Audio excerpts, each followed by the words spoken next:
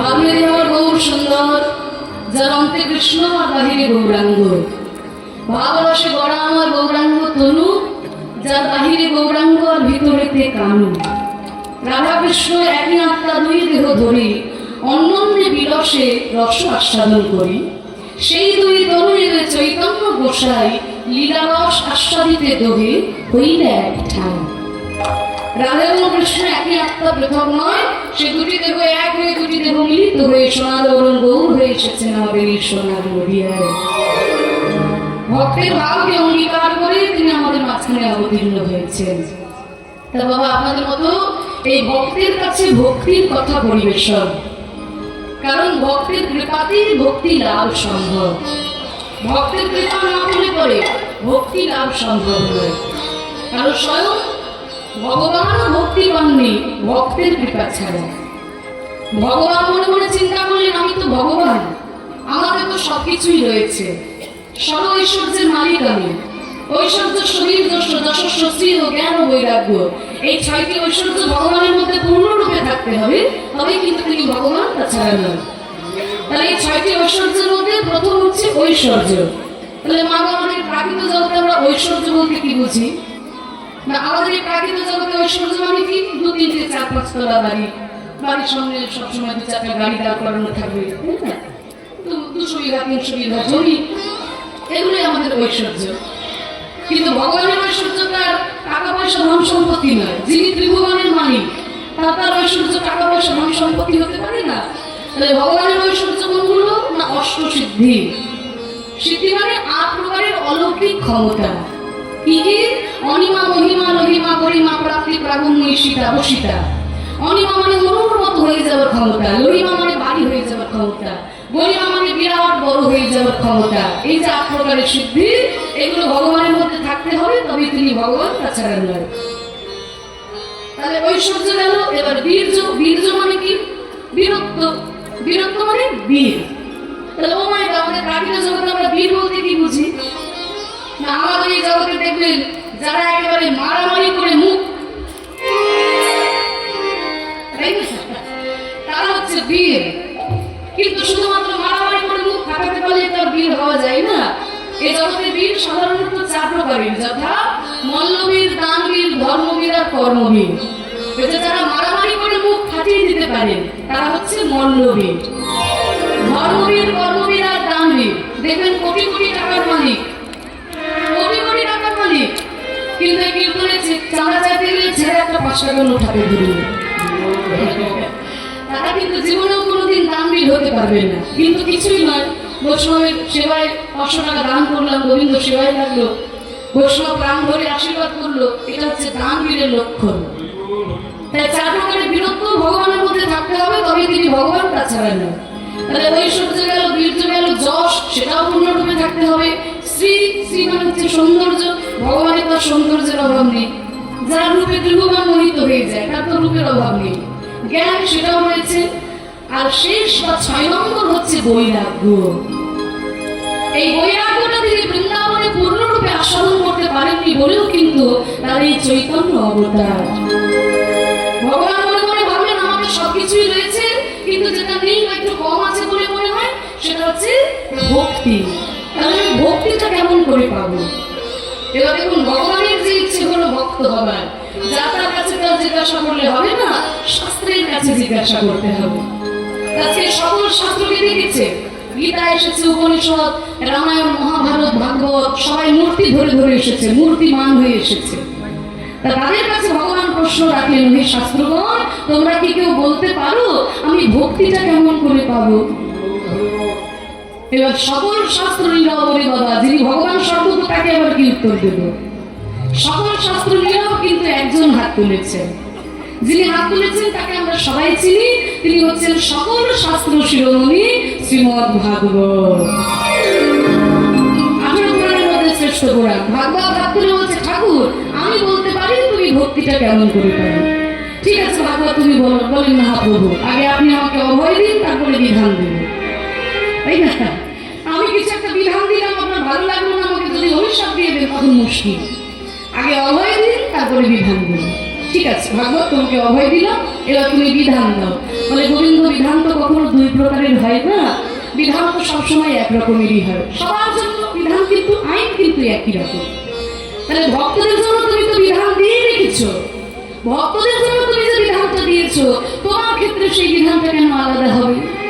ভক্তদের জন্য তুমি যে বিধান দিয়েছো, আমি আমার সপ্তম সন্ধে লিখে দিয়েছি, নাহি সংগতে স্থাবগুরু প্রমাণহীন বিসর্জনের বৈরাধা মহিয়া সঙ্গ তাদের জন্যই সেটা নিষ্কিঞ্চনা নগরী জাত।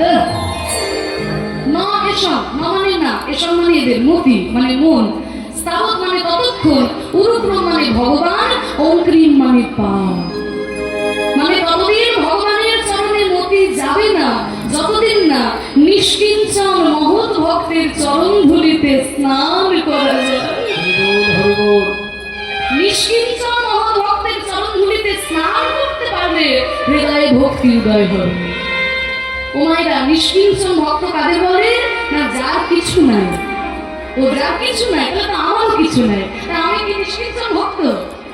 বলে না, আমার কিছু নাই আর রামদাস বাবাজি মহারাজের কিছু নাই, এই দুটোর মধ্যে পার্থক্য আছে। আমার কিছু নাই মানে আমি কুড়ে মানুষ জোগাড় করতে পারিনি, আমার কাছে ভগবানের দিকে তাকিয়ে আছি। কিন্তু তার কিছু নাই মানে, রূপ গোস্বামীর কিছু নাই মানে, একদিন সকল কিছু তার ছিল, কিন্তু কৃষ্ণের অনুরাগে গৌরাঙ্গ কিছু চাই না বলে সব পরিত্যাগ করে দিয়েছে। এই হচ্ছে বাবাজি আর আমার মধ্যে পার্থক্য। এই হার কোন নিষ্কিঞ্চন মহৎ ভক্তের চরণ ধুলায় যদি স্নান করা যায়, তবে হৃদয়ে ভক্তি উদয় হয়। ভগবান দেখলেন বলে, বাবা তাহলে তো ভক্ত হওয়া বড় বিপদ, আমি কার পায়ে ধুলো মারতে যাবো রে বাবা, আমি যার পায়ে ধুলো মারতে যাবো সে তো নরকে চলে যাবে। কি গো মায়েরা বলো, তোমাদের এখানে যদি ভগবান এসে হঠাৎ দাঁড়িয়ে বলে যে আমি একটু পায়ে ধুলো নেবো, তোমরা কেউ দেবে? ও মায়েরা, ভগবানকে পায়ে ধুলো দেবে? ভগবানকে পায়ে ধুলো দিয়ে আমি কি নরকে যাবো নাকি? তাহলে কেউ তো ভগবানকে পায়ে ধুলো দিচ্ছে না, কার পায়ে ধুলো মারবো? আমি যার পায়ে ধুলো মারবো সে নরকে চলে যাবে, আর আমি কারোর পায়ে ধুলো মেখে তাকে নরকে পাঠিয়ে দেবো, সেটাও আমি পারি না, আমার বিবেকে ঠেকছে। তাহলে এমন একজন ভক্ত আমাকে খুঁজতে হবে যার চরণ ধুলি আমি গায়ে মাখলে সেও নরকে যাবে না, আবার আমারও ভক্ত হওয়া হয়ে যাবে না। তাই খুঁজতে খুঁজতে তিনি একজনকে পেলেন, তিনি আর কেউ নয়, তিনি হলেন শ্রীমতী রাধারানী।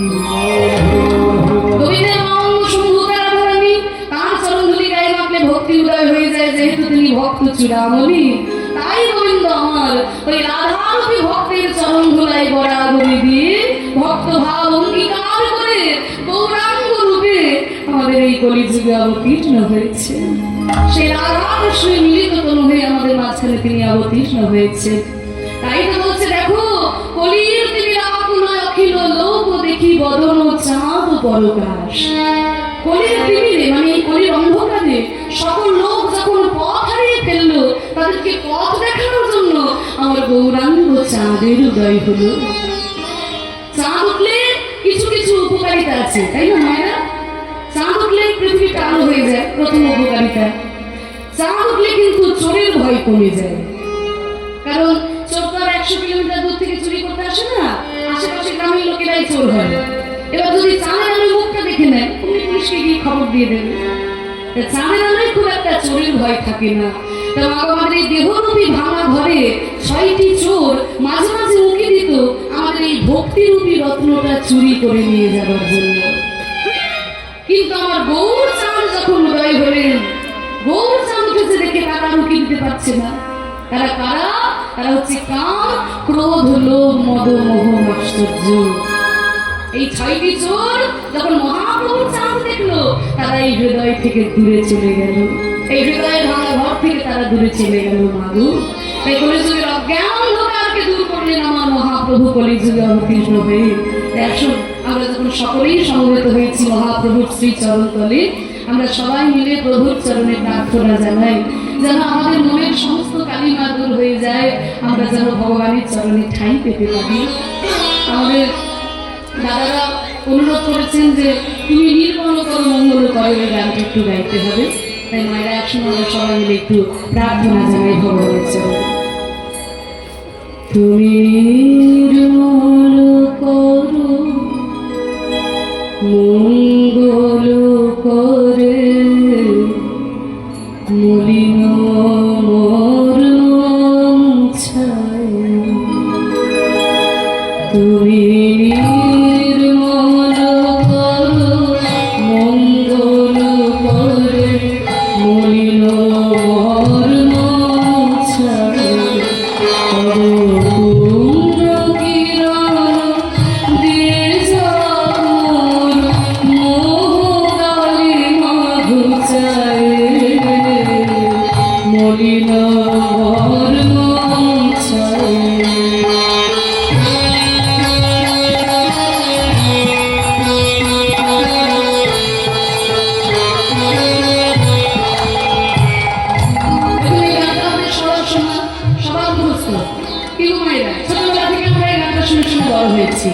কিন্তু গানটা শুনলে হবে, গানের মানেটা আমাদের হয়তো অনেকের জানা নেই, অন্তর্নিহিত অর্থটা।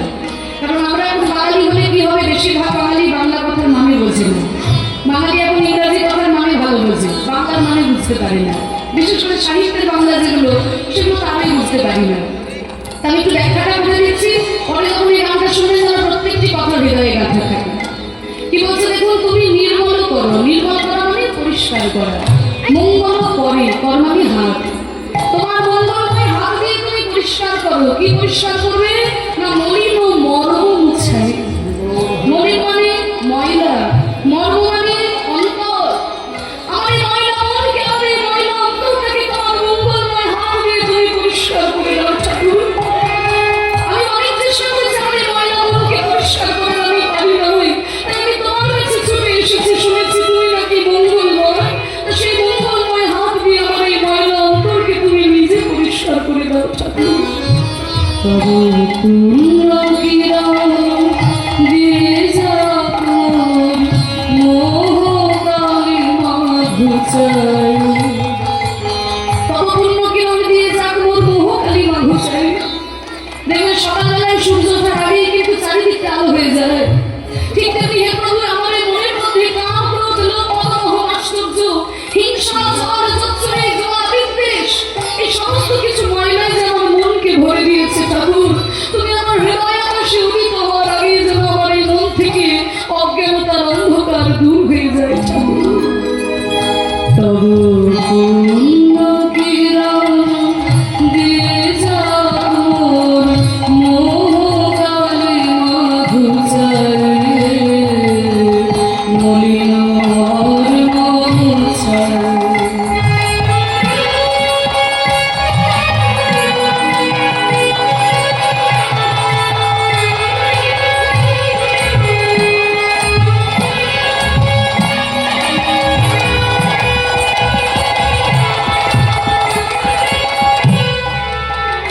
ভগবান বলেন, বা সারা বছর তো আমাকে মনে থাকে না গো, রাস্তা দিয়ে হাজারবার বেরিয়ে যাও, মন্দির কিন্তু একবার প্রণাম করো না। বছরে একবার যখন হরিনাম হয়, কীর্তন হয়, আমার কাছে আসো। আজকে হঠাৎ কীর্তন শুনতে এসে কীর্তনিয়ার সঙ্গে এত সুন্দর প্রার্থনা, চোখের জলে ধুয়ে মুছে যাচ্ছ কেন? এতদিন তো আমাকে মনে ছিল না, আজকে কেন আমাকে মনে পড়েছে? বলে প্রভু, এতদিন তো আমার কোনো দুঃখ ছিল না, দুঃখ থাকলেও আমি বুঝতে পারি না। আমার এই মনের মধ্যে যে কামক্রোধ, লোভ, মোহ, আশ্চর্যের মতো ময়লা আমাকে ঘিরে দিয়েছে, এটা তো আমি বুঝতেই পারি নাই। হরিবল, কিছু মনে করো না মা, হয়তো এমন একটা জায়গায় তুমি বাস করো, সেখানে সবাই ময়লা হয়ে থাকে। এবার তুমিও যদি নোংরা জামা কাপড় পরে থাকো, তোমার কিছু মনেই হবে না। কিন্তু হয়তো এমন একটা জায়গায় গিয়ে তুমি পড়েছো, সেখানে সবাই খুব পরিষ্কার পরিচ্ছন্ন, আর তুমি যদি একটা ময়লা জামা কাপড় পরে সেখানে দাঁড়াও, তাহলে নিজে নিজেকে ঘিনঘিন করবে না? সবাই কত পরিষ্কার পরিচ্ছন্ন, আর আমি একটা ময়লা শাড়ি পরে চলে এলাম, তাহলে নিজেই নিজেকে ঘিনঘিন করবে। আমি যখন সংসারে ময়লা ভাবছিলাম, আমি বুঝতেই পারি না আমার এই মনের মধ্যে কত কলুষতা। কিন্তু যখন আমি তোমার চরণে শরণ নিলাম, আমি জানতে পারলাম ভক্ত কত পবিত্র মন নিয়ে তোমাকে স্মরণ করেছে। আর আমার এই ময়লা অন্তরকে আমি তোমার চরণে নিবেদন করবো কেমন করে? আজকে আমি বুঝতে পেরেছি, তাই আমার দুঃখ, আমার কি কষ্ট, আজকে আমি তোমাকে জানাই প্রভু, এটা তো আমার কি দশা জানো। লক্ষ্য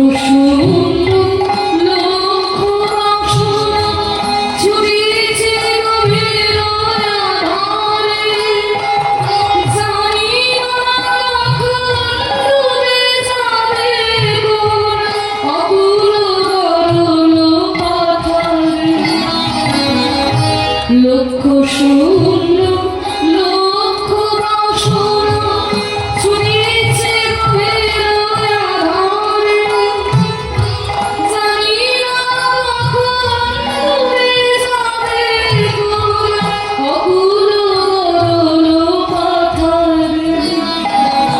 লক্ষ শূন্য লক্ষ বাসনা, লক্ষ বানান কি? এই যে বাচ্চারা বলো, সামনে বসেছে, বলো বাবা, লক্ষ বানান কি গো? বলো না, লজ্জা ভয় কিছু নেই, আমি কিছু করবো না। বলো। এই বলেছে পড়াশোনা করবো না করে কীর্তন শুনতে না, দেখো দিদিমণি এখানে পড়া ধরছে। কি গো, বাংলা মিডিয়ামে পড়ো নাকি তোমরা? সব ইংলিশ মিডিয়ামে পড়ো? লক্ষ বানান কি? হ্যাঁ, ল এর মধ্যে শিখিও, তাই তো? আরেকটা বানান হচ্ছে ল কিউয়ে জফলা, দুটো বানান আলাদা, মানেও আলাদা। ল এর মধ্যে লক্ষ মানে হচ্ছে 100,000, আর ল কিউয়ে জফলা লক্ষ মানে উদ্দেশ্য। যদি বলে তোমার জীবনের লক্ষ্য কি, তাহলে সেটা জফলা হয়ে যায়। আর যখন 100,000-এর কথা বলা হয় তখন শুধু ল কিউ। তা হচ্ছে লক্ষ্য শূন্য, মানে প্রথমত জফলা। তো তার জীবনে আমার কোনো লক্ষ্য নাই, কিন্তু লক্ষ্য বাসনা, লক্ষ লক্ষ কামনা বাসনা। টাকা চাইছে, পয়সা চাইছে, গাড়ি বাড়ি চাইছে, ধন সম্পত্তি চাইছে, সবকিছু যখন হয়ে গেল মনে মনে ভাবছে ধূর হবে, হাত কাছে গিয়ে বলে থাকবে আমি ওই বুড়ো এরিয়ার টাউনে গিয়ে একটা বাড়ি বানাবো। দাদা বুড়ো এরিয়ার টাউনে একটা বাড়ি হয়ে গেল, ধূর হবে, এগুলো থাকা যাচ্ছে না, ঠিক ছেলে মেয়ে পড়াশোনা হচ্ছে না, কলকাতাতে গিয়ে একটা ফ্ল্যাট কিনবো। কলকাতায় একটা ফ্ল্যাট হয়ে গেল, কিছুদিন পরে আমার ওখানেও ভালো লাগছে না, শেষে ভারতবর্ষে ভালো লাগছে না, আমেরিকাতে গিয়ে বাস করছে, তাই না? তাহলে লক্ষ লক্ষ কামনা বাসনা উদ্দেশ্যহীন ভাবে ছুটে চলেছে। আমাকে যে এই জায়গায় পৌঁছতে হবে, এটা করতে হবে, এই আমার লক্ষ্য নাই, কিন্তু আমি লক্ষ লক্ষ কামনা বাসনা, টাকা পয়সা, ধন সম্পত্তি, ঐশ্বর্য, বিষয় আশয়, এই সমস্ত কিছু নিয়ে কবে যে আমি এই সংসার রূপী বিষের সাগরে মুখ থুবড়ে পড়ে যাবো আমি তো জানি না। লক্ষ শূন্য লক্ষ বাসনা ছুঁয়েছে গভীর আধারে, জানি না কখন ডুবে যাবে তোর অকুল গরল পাথারে। তবে আমি বিশেষ সাগরে মুখ থুবড়ে পড়ে যাবো আমি জানি না ঠাকুর।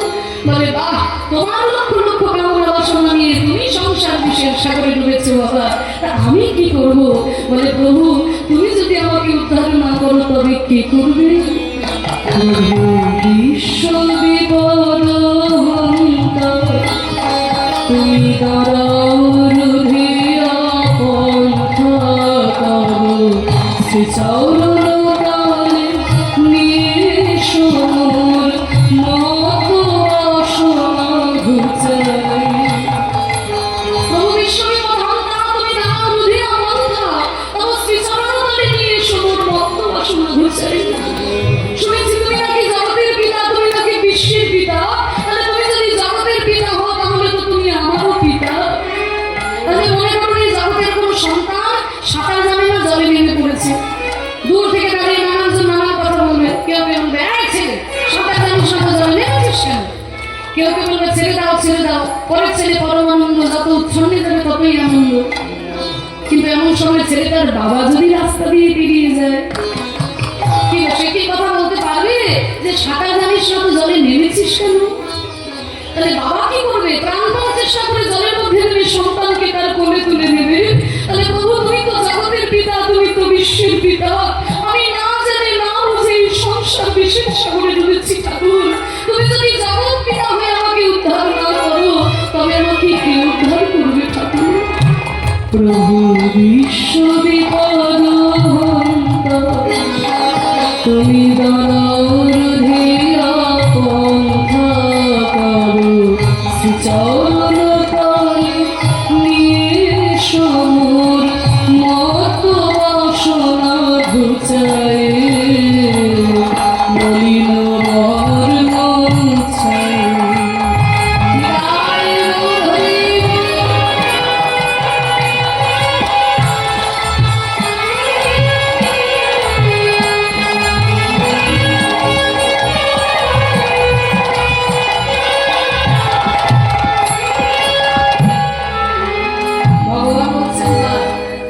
কলিযুগের মানুষ তো, যখন আমাকে ভক্তি দিয়ে বাঁধতে পারো না তখন যুক্তি দিয়ে বেঁধে যাবে।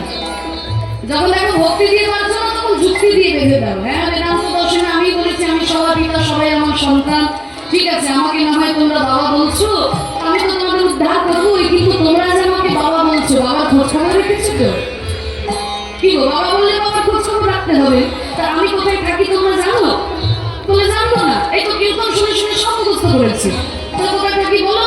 এই তো রামচন্দ্র থাকে অযোধ্যায়, কৃষ্ণ থাকে বৃন্দাবনে, মহাপ্রভু রয়েছে নবদ্বীপে, জগন্নাথ রয়েছে পুরী ধামে।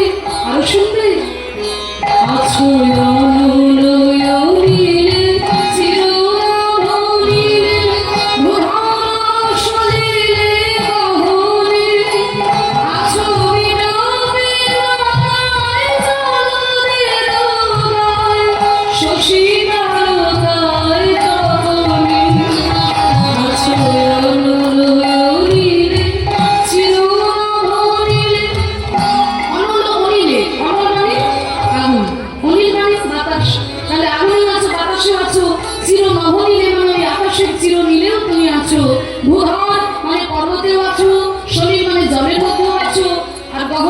জঙ্গলের মধ্যে রয়েছে।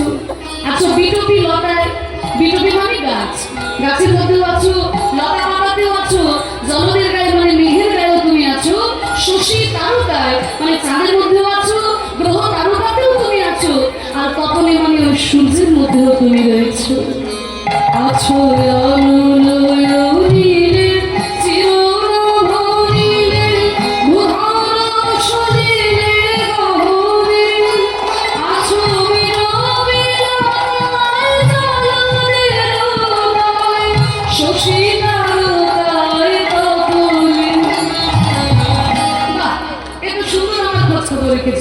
আমি কোথায় থাকি তা তো তুমি সবই জানো। তাহলে তুমি যখন সবই জানো তাহলে তোমার দুঃখ কিসের?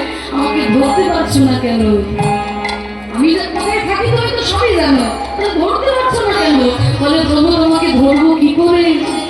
আমি নয়নে বসন বাঁধিয়া বসিয়া হলে মরি গো কাঁদিয়া। হে প্রভু, আমি জানি আমার চারপাশে যা কিছু দেখছি, যা কিছু অনুভব করছি, সমস্ত কিছুতে তুমি রয়েছো ঠাকুর, কিন্তু আমি তোমাকে ধরবো কি করে? আমার এই চোখের মধ্যে যে অজ্ঞানতার ময়লা রঙছ,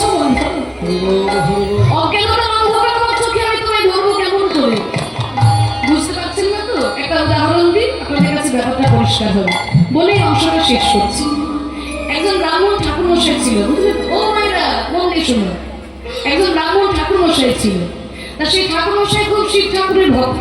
শিবের পুজো ছাড়া কারোর পুজো করে না, কিন্তু সারা বছর ভিক্ষা করে খায়, সারা বছর ভিক্ষা করে খায়। তা একদিনকে মা পার্বতী শিব ঠাকুরকে বলছে, স্বামী, এই ব্রাহ্মণ আপনার এত ভক্ত, কিন্তু এ কি সারা বছর ভিক্ষা করে খায়, আপনি তো ওকে কিছু দিয়ে দিতে পারেন? কি দেব পার্বতী? আর কিছু হোক না হোক অন্তত 10 কেজি সোনা দিয়ে দিতে পারে। 10 কেজি? 10 কেজি সোনা। ও মায়েরা, এখন তো 10 গ্রামে 80,000 পেরিয়ে গেল, তাই না? তো 10 কেজি সোনা দিলেই ঝামেলা মিটে যায়। শিব ঠাকুর বলছে, শোনো পার্বতী, আমি দিলেও যে ওর কপালে সইবে না। এই তো না দিয়ে বলছেন সইবে না, আগে দিয়ে তো দেখুন।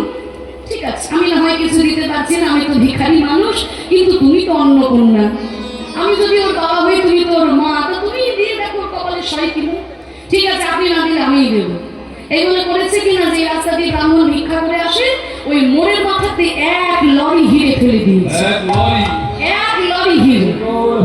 এবার যখন ওই ঠাকুরমশাই হিরেগুলো দেখতে পাবে, ব্যাস জীবন বদলে যাবে। এই বলে তো মা পার্বতী ওই রাস্তায় হিরে ফেলে দিয়ে চলে গেছে। আর ব্রাহ্মণ রাস্তা দিয়ে আস্তে আস্তে মনে মনে চিন্তা করছে, দূর সারা বছর ভিক্ষা করে খায়, কোনোদিন কেউ ভিক্ষা দেয়, কেউ ভিক্ষা দেয় না। আজকে আমি বরং একটু অন্ধ সেজে ভিক্ষা করে দেখি কেউ আমাকে ভিক্ষা দেয় কি। আজকে একটু অন্ধ সেজে ভিক্ষা করি।